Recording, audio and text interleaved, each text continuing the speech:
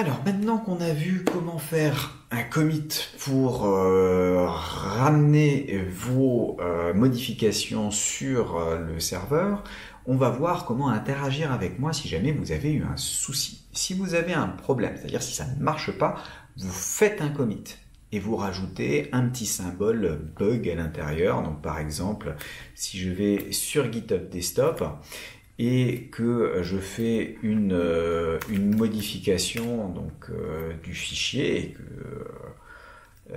je rajoute un machin qui fait que ça compile pas, par exemple, quand vous faites ça, vous avez un message d'erreur de Python, il y a un souci là-dedans. Admettons que vous ne sachiez pas comment est-ce que ce souci est arrivé. Vous allez dans GitHub Desktop, vous voyez qu'il y a une modification là, et puis vous rajoutez en disant, voilà, il y a un bug, j'ai un souci avec ce commit. Donc, vous faites le commit, hop, vous faites un push, ok, pas de souci. Et maintenant, si j'arrive ici et que je mets à jour cette page-là, vous voyez le dernier commit, j'ai un souci avec ce commit. Tout va bien. Donc vous avez un souci avec ce commit et vous pouvez voir, vérifier dans le dépôt, quand vous regardez les différents commits qui ont été faits, ben vous avez le print hello world qu'on a fait dans l'autre vidéo avec la description supplémentaire qu'on peut voir là et le souci avec le commit. Alors là, généralement, ça peut servir de mettre une description correcte parce que comme ça, j'ai tout de suite l'explication. Mais l'important n'est pas là. Comment me signaler que vous avez un souci ? Le mieux pour faire ça, c'est d'ouvrir un ticket.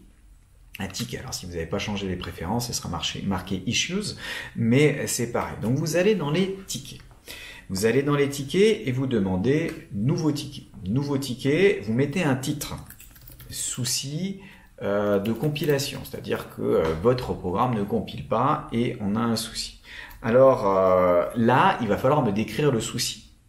Et me décrire correctement, donc me mettre un petit peu de cadre. Donc j'ai suivi les indications de la question 2 et pourtant cela ne marche pas.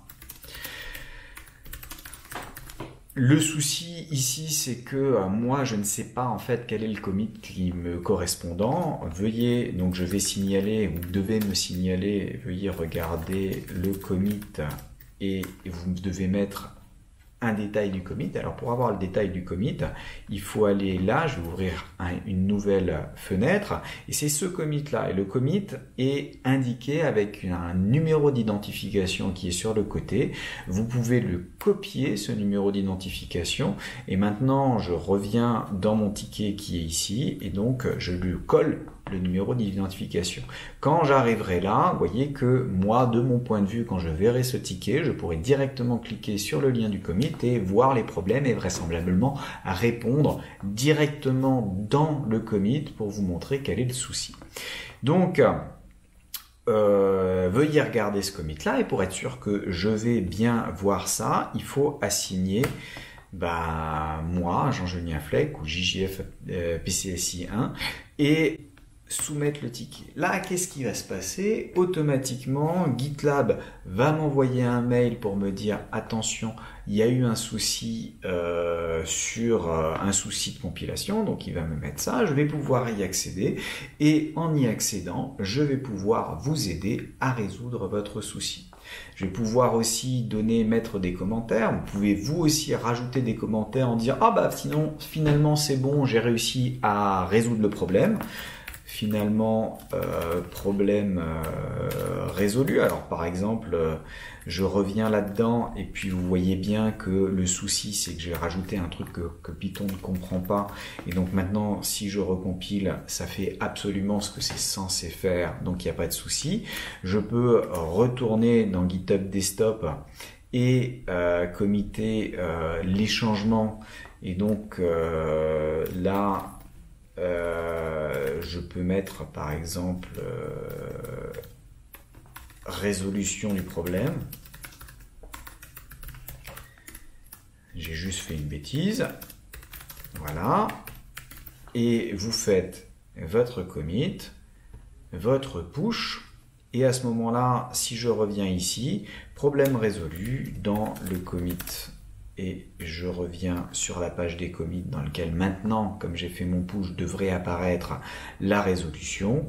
Je copie son identification, hop, et vous mettez commenter et fermer l'issue. Alors là, visiblement, la traduction est restée en anglais, c'est comment and close issue.